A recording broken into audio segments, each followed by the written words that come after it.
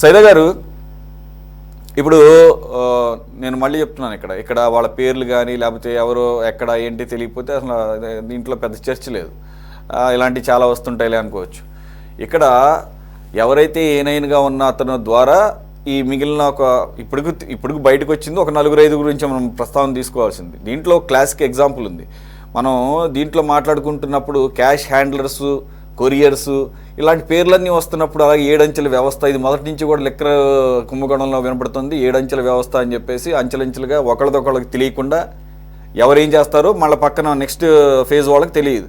అలాగే ఎక్కడికక్కడ ఒక పద్ధతి ప్రకారంగా చాలా పథకం ప్రకారం చేశారని అర్థమవుతుంది. దానిలో చూస్తుంటే డాట్స్ ఇక్కడ మ్యాచ్ అవుతుంది.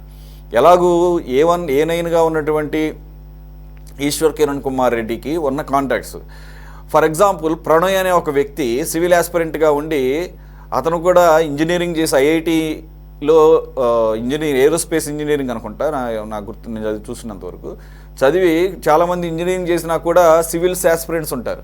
2013 నుంచి 16 వరకు హైదరాబాద్లో ఉండి సివిల్స్ ట్రైనింగ్ అవుతా ఉన్న సందర్భంలో అలాగే అంతకుముందు చిన్నప్పుడు ఈ ఏ9గా ఉన్న అతనికి క్లాస్మేట్ అట నెల్లూరులో. ఆ ఏ9గా ఉన్న అతనికి కేసిరెడ్డితో డైరెక్ట్ లింక్ ఉంది. సో నాకు ఏదైనా మరి ర్యాంకులు రానప్పుడు ఏం చేస్తారు, సివిల్స్లో అందరికీ కూడా రావు. సో ఆ సందర్భంలో ఏపీ గవర్నమెంట్తో మంచి సంబంధాలు ఉన్నాయి కాబట్టి మంచి చూడమన్నప్పుడు ఈ రకంగా అన్నమాట. ఓన్లీ వాళ్ళు చెప్పిన బ్రాండ్సే గ్రౌండ్ లెవెల్లో అమ్ముడవుతున్నాయా లేదా చూసే బాధ్యత. 2, క్యాష్ కూడా అట్టబెట్టిల్లో పెట్టి తాడేపల్లిలో కొన్ని అపార్ట్మెంట్లు తీసుకొని దానికి సేఫ్ గార్డ్గా కూడా ఇతను ఉన్నాడని చెప్పేసి మనం నమ్మశక్యం కాదు. అన్ని వేల కోట్లు లేకపోతే 100 కోట్ల రూపాయలు ఉన్న డబ్బుని అంత ఈజీగా దాయటం అని చెప్పేసి, ఈజీగా ఇవన్నీ మేనేజ్ చేయడం అనేది. కానీ మనం చూసాము ఈ కుర్రాడిదే ఉంది.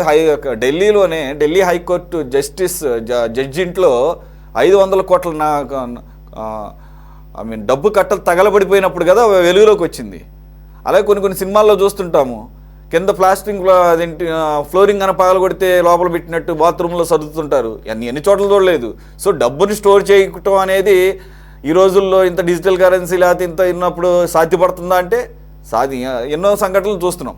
సో ఓవరాల్గా ఎలా చూడాలి సార్, ఇది తవ్విన కొద్దీ వస్తూనే ఉంది. వీళ్ళకి మరి ఎప్పుడు ఛార్జ్ షీట్లు దాఖలు చేసి ఎప్పుడు మరి ట్రయల్కి వెళ్తుందో తెలియదు. సో ఇది తేలే అవకాశం ఉందా, లేకపోతే 5 సంవత్సరాలు ఇట్లాగా తవ్వుకుంటూ కూర్చుంటారా అనే ఒక డౌట్లు కూడా వస్తున్నాయి. సైదా గారు. సురేష్ గారు, మీకు ప్యానల్ పెద్దలు సీనియర్ పొలిటికల్ అనలిస్ట్ అన్నం కోటేశ్వరరావు గారు, అలాగే తెలుగుదేశం పార్టీ అధికార ప్రతినిధి రామచంద్ర శ్రీనివాస్ గారు, అలాగే సిపిఎం నాయకులు అన్న వెంకటేశ్వరరావు గారు, సిటీ 24 కూడా నమస్కారం.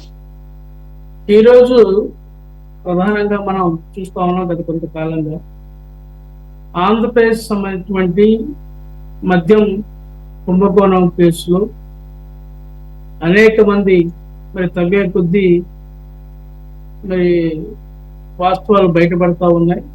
ఎవరెవరు దీంట్లో పాత్రదారులు, సూత్రధారులు, ఏ విధంగా ఈ వసూలు రాజాలు ఏ విధంగా వసూలు చేశారు, ప్రభుత్వ సలహాదారుగా ఉన్నటువంటి రాజ్ కసిరెడ్డి ఆధ్వర్యంలో ఏ విధంగా ఆయన ఒక రిక్రూట్మెంట్, ఇదంటే మనం చూస్తా ఉన్నాం ఐటీ సంస్థలు రిక్రూట్మెంట్ చేసుకున్నట్టుగా ఈయన ఈ మద్యం డబ్బుల్ని అవినీతి సొమ్ముని వసూలు చేయడం కోసం, అది ట్రాన్స్పోర్ట్ చేయడం కోసం ఒక హ్యాండిల్లుగా, కొరియర్లుగా, ఏ విధంగా క్యారియర్లుగా, ఏ విధంగా మరి ఉన్నత చదువులు చదివినటువంటి వాళ్ళు, ప్రతిష్టాత్మకమైనటువంటి ఖరగ్పూర్ ఐఐటీలో చదివిన వాళ్ళు, మద్రాస్ ఐఐటి కళాశాల చదువుతున్నటువంటి వాళ్ళు, అలాగే సివిల్స్ కి మరి ప్రిపేర్ అవుతున్నటువంటి నవ యువకుల్ని ఏ విధంగా ఈ ఉచ్చులోకి లాగారో మనం చూస్తాం.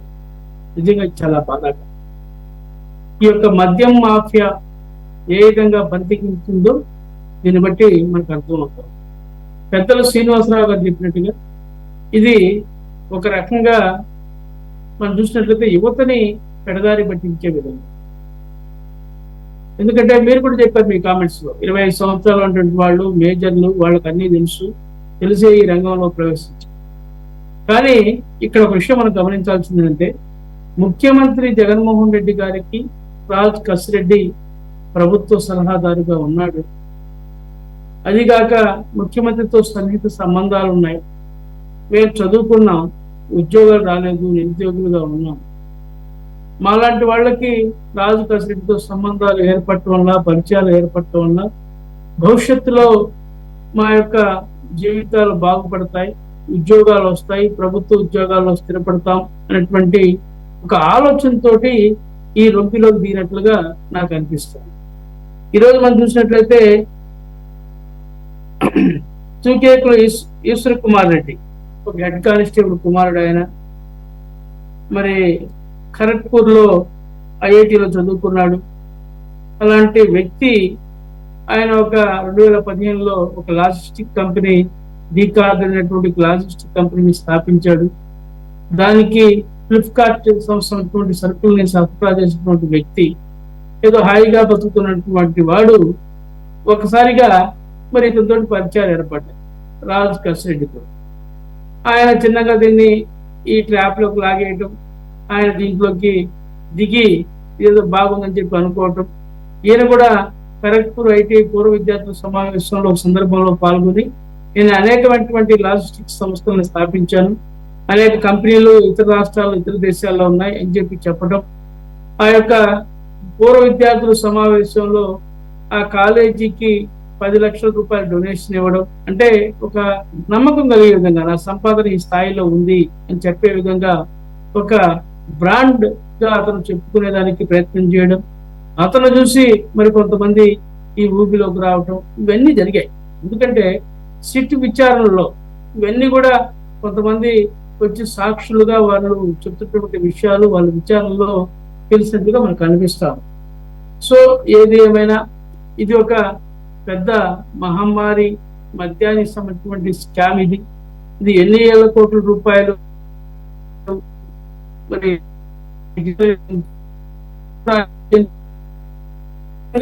మరి వసూలు చేశారు. ఇవన్నీ పైకి రావాల్సిన విషయం. ఎక్కడెక్కడ ఈ సొమ్మును దాచిపెట్టారు?